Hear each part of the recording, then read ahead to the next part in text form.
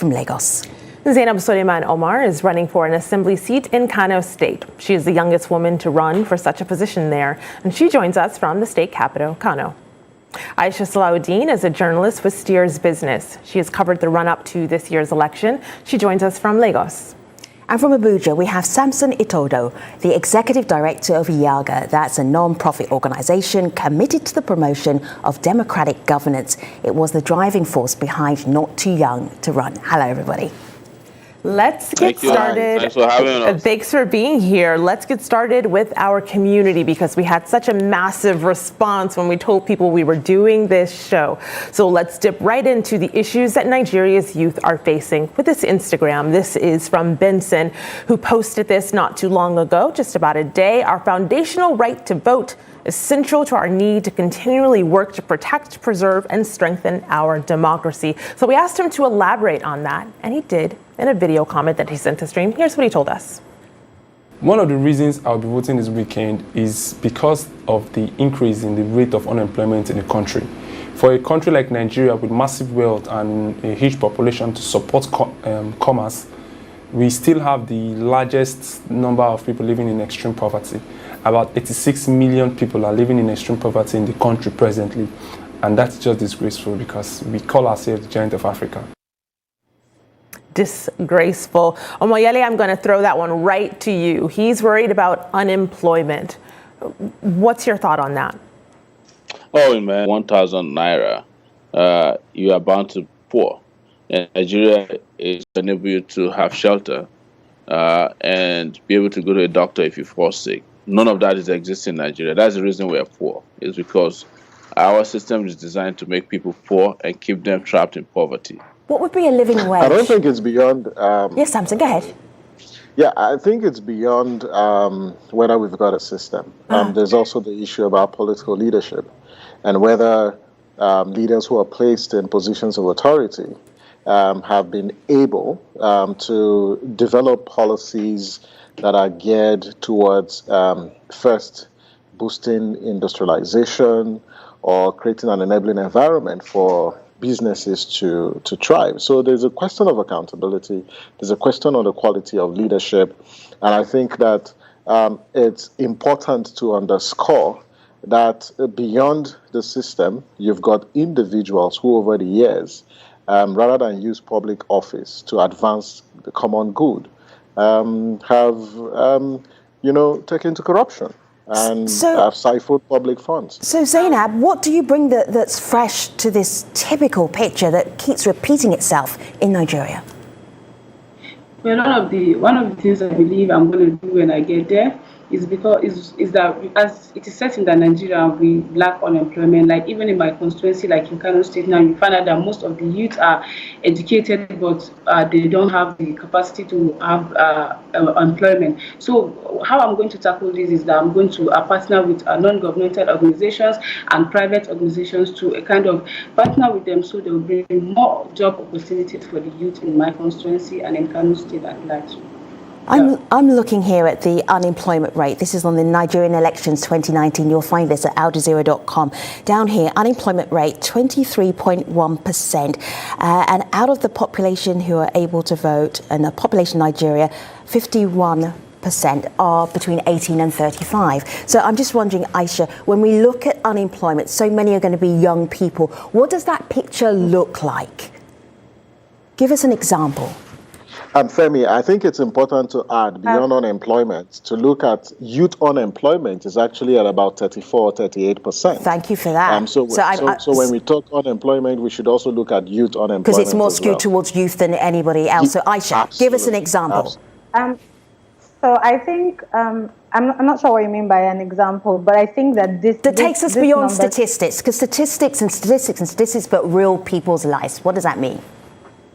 Okay, so I think this percentage, these numbers are indicative of what we should be paying attention to. Now we have over 80 million young people, a lot of them unemployed, who have their permanent voters cards, who have their permanent voters cards. And one of the reasons why they actually have this is because they're trying to preach against, okay, they're saying we're unemployed and we have this card, so we're going to vote for the people who have promised us jobs, who have promised to make our lives better. So I think that I actually think one of the indications of a large number of people getting their cards and wanting to participate in the electoral process is that unemployment numbers. Because like I've been, talking to a lot of Nigerians, interviewing them in the run-up to these elections, and I can say that one of the major reasons why they want to vote is because they're tired of being unemployed. The youth population is quite large, it's growing, and it is outpacing the number of jobs available. So yes, this is definitely indicative of why people are starting to pay more attention. Aisha, Samson, I just want to give an example to what Aisha was saying there, because I think this is someone who would agree with what she's saying. Mustafa just tweeted in, like the other millions of university graduates in Nigeria, what matters to me is the restoration of hope for opportunity, jobs, and contract seekers.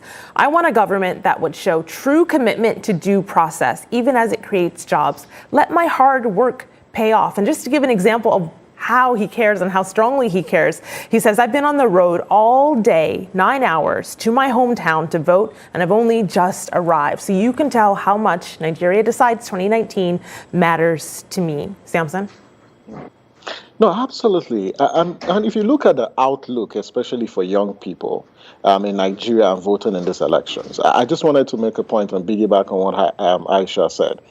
I think that as much as young people have collected their PVCs and all they want is they are voting for jobs, we also need to manage the expectations, because just voting, it's not going to provide the jobs.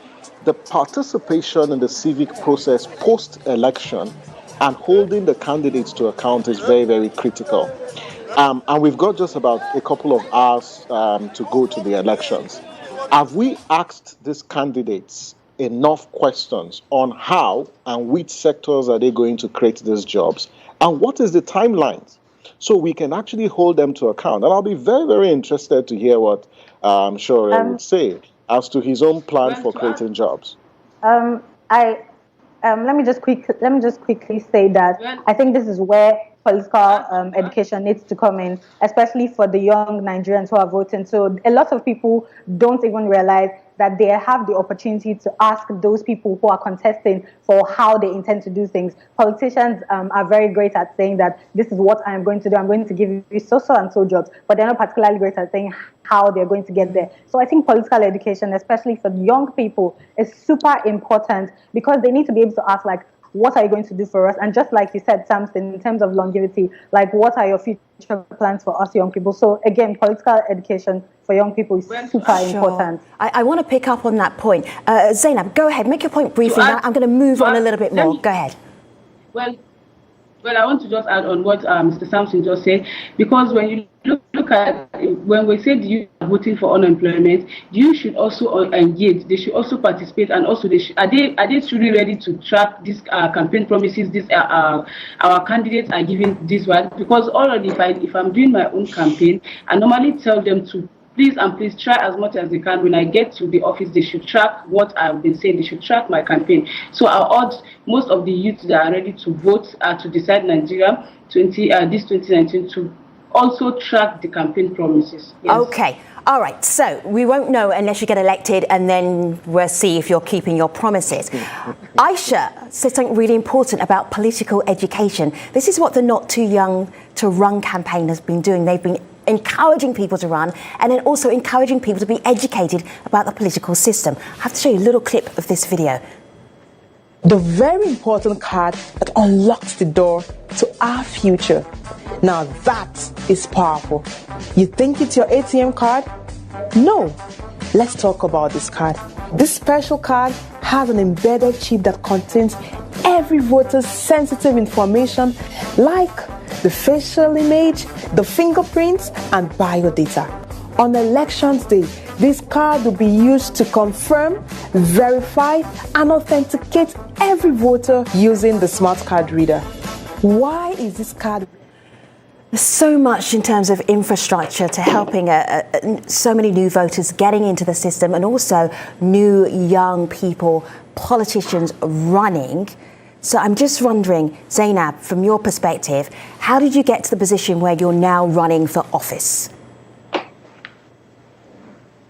Well, one of the process I get, how I get into this position is that I've been into community works, and I would say I run under a big party then, and at long run I found out that I understand that being in that bigger party does not determine me winning my election, but what have I done on the grassroots level? So I decided to run under a big party in order for me to kind of participate in that political party. But I lost during my primaries due to godfatherism and lack of funds as a young person running for office.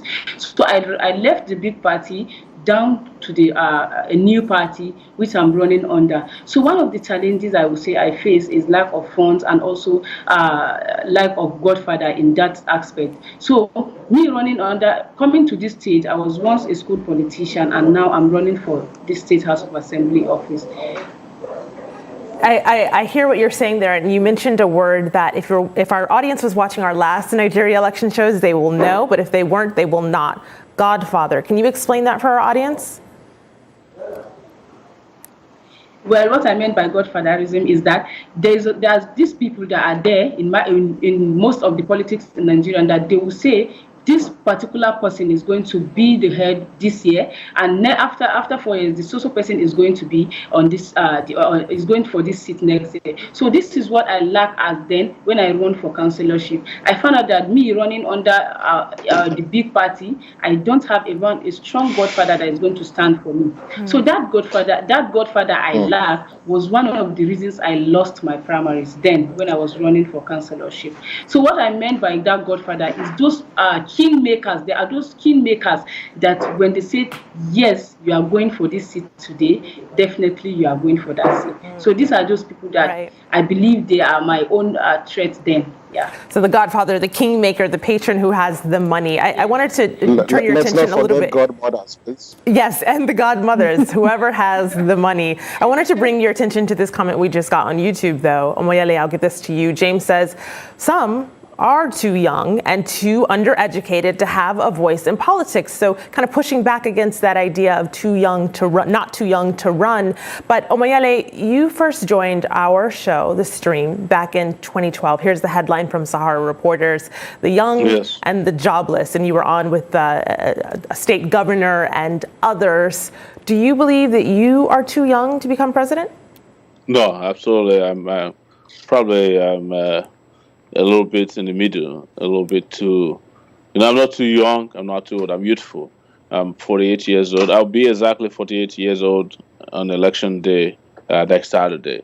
So I'm not too young to run. I don't actually fall under the category of not too young to run campaign, but I have a criticism of not too young to run. They had a fantastic campaign, it worked, but they failed in one particular area. The moment they got the law signed in, the bill signed into law, they were there while a 76-year-old man was telling them we need four more years. And they sat there, they couldn't challenge him and say, it's time for you to retire. And that's my criticism of not too young to run. You also can't find them supporting any young candidate, particularly. They're there just saying, oh, we're an NGO, we don't want to play a political role. And that's my criticism of Mr. Sampson, Etodo, and the rest of the not too young to run crew. I wish that they took a position, Nobody can be apolitical when your future, the future of your country, your salary, you started something here. Let me bring in Aisha first of all. Aisha, you go first. I've said it several times, and Aisha, go ahead. Omoyele, give Aisha some space. I don't know that. I don't know that it's okay that allow young people to run, but then they turn around and turn their back on against young people that are running. I think that's too much of a stretch to say that they turn their backs against young people. The reason why we have the lower age at this is because of not too young to run. So I don't think it's fair to say that they turned their back, because they actually led the movement, and that movement did not start yesterday. In fact, they had been working on this for 10 years, if I remember correctly. So what I actually want to say is the fact that I think it's not I think it's too much of an expectation to say that they should support or pull their weight on a particular candidate. No, it's okay if they are neutral. They're not Young to Run has said that they are for all young people. They're going to support young people that are qualified. So I don't see why or what difference it makes if they support a particular candidate. It's great that they are political. So I don't agree with what you said. All right, Zainab, go ahead. Well, you can disagree, but I'm just expressing my own opinion. Okay, I think they should have done a better job at, they can't afford to leave Nigeria after you said not too young to run. The law is signed to, the act is signed into law. I mean, there's a law. There's a law. So what else do you I'm not a beneficiary of not too young to run. I'm old enough to be president of Nigeria. So don't think I'm looking for this. Beneficiary of the not. All right, Omoyele, let's hear from some younger voices. Zainab, go ahead. Beneficiary of not too young to run.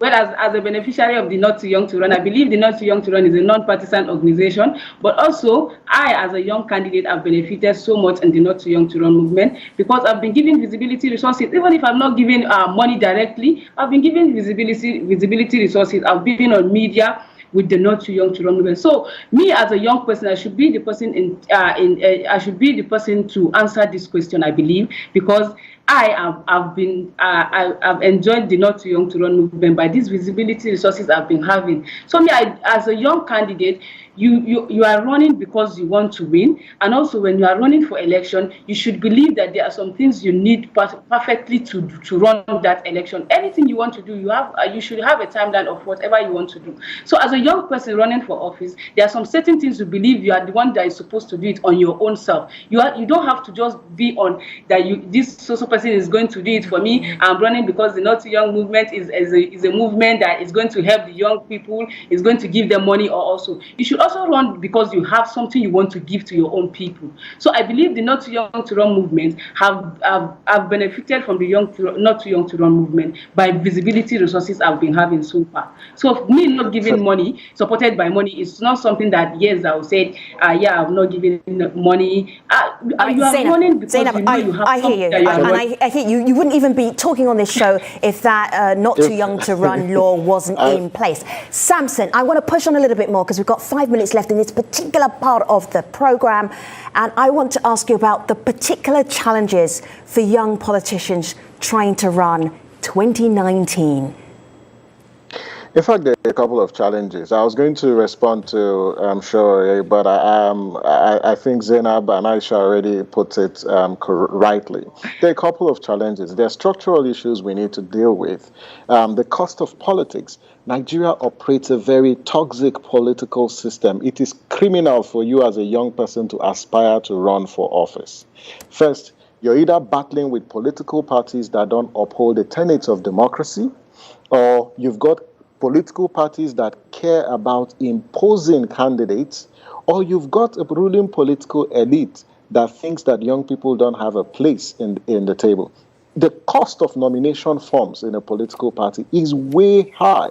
The ruling party pegged the cost of its form for about 45 million, and if you convert that to dollars, it's over $100,000 just to purchase a form, mere piece of paper, because you want to run for a particular someone's office. making some money. And that's something we need to address. The second issue is about women and young women. A lot of young women aspired to run for office in 2019, but they were told to sit back, and women don't have a place in politics.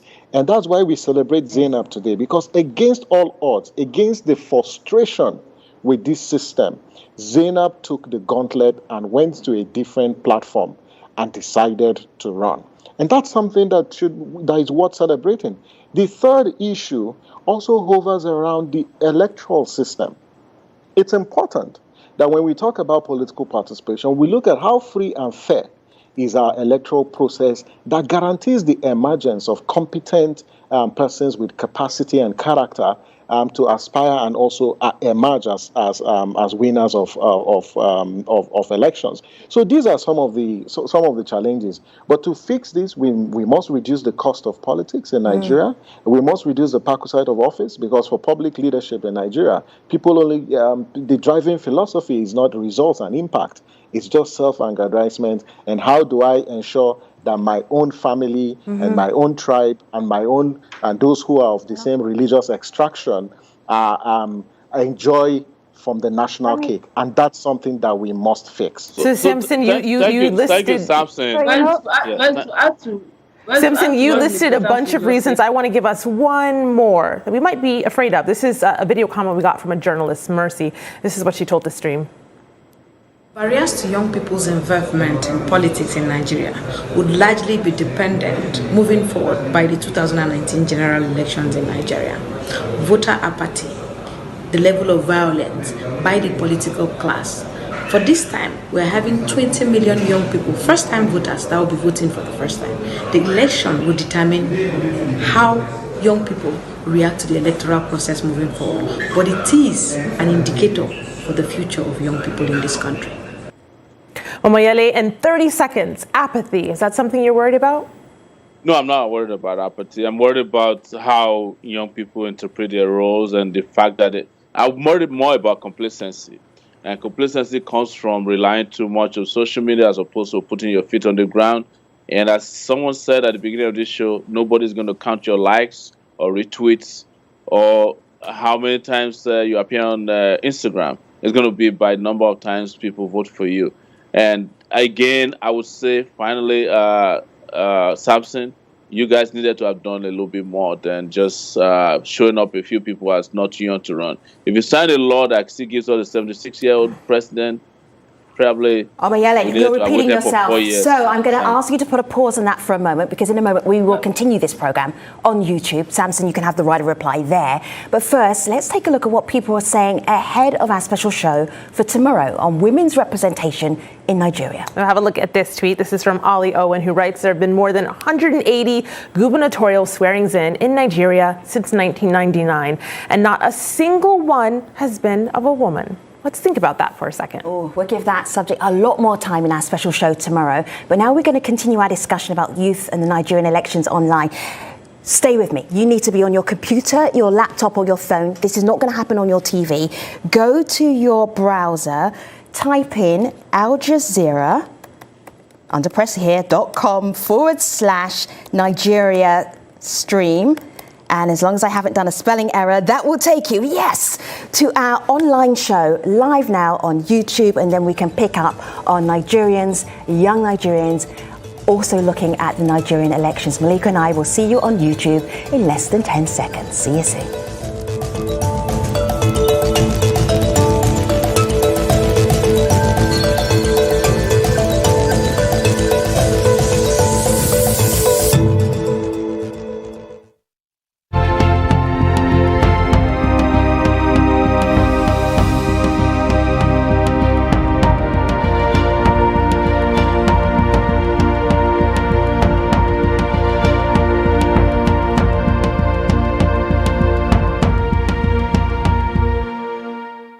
An unreported world on Al Jazeera. US and British companies have announced the biggest discovery of natural gas in West Africa. But what to do with these untapped natural resources is already a source of heated debate.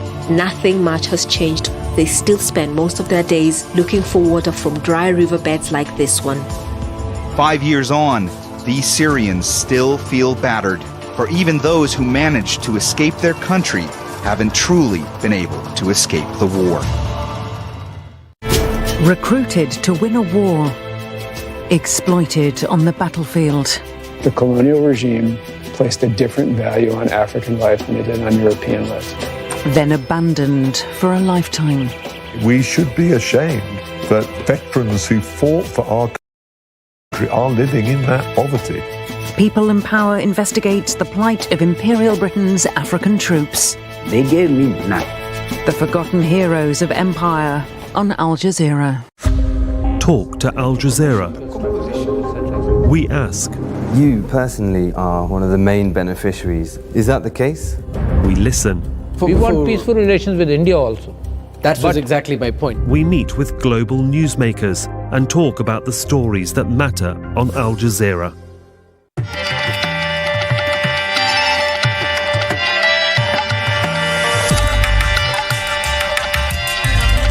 We understand the differences and the similarities of cultures across the world.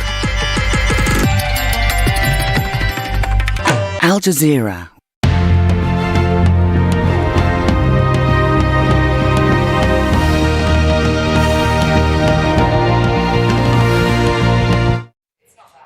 Hello, I'm Barbara Sarah in London.